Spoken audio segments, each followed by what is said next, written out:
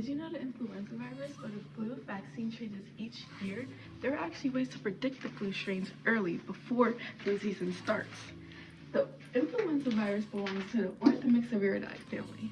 Influenza A, B, and C. The influenza A virus causes the most damage, so let's deep dive into that.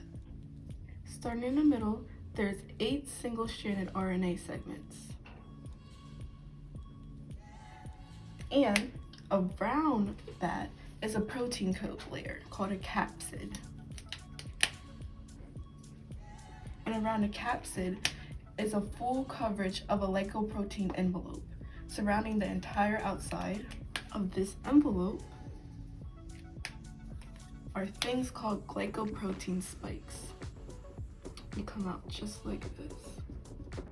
The influenza virus can be split up into 2 groups based on their hemagglutinin and neuraminidase spikes.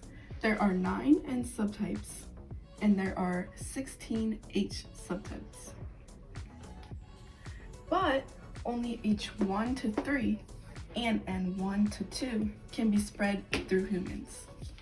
A slightly new strain of the influenza virus is always emerging because of antigenic drift.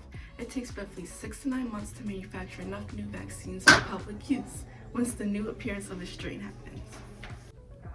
So why do they need to change the vaccine each year? The answer is antigenic shifts and drifts. Antigenic drifts are slow changes over time.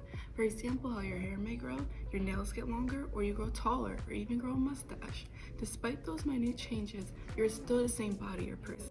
Because of the antigenic drifts, it is difficult to create a vaccine against all possible influenza viruses and mutations, since a mutation changes frequently. So when figuring out a vaccine, scientists tend to focus on what the vaccine will be most effective. They pick the vaccine based on the flu strain that will dominate the upcoming flu season.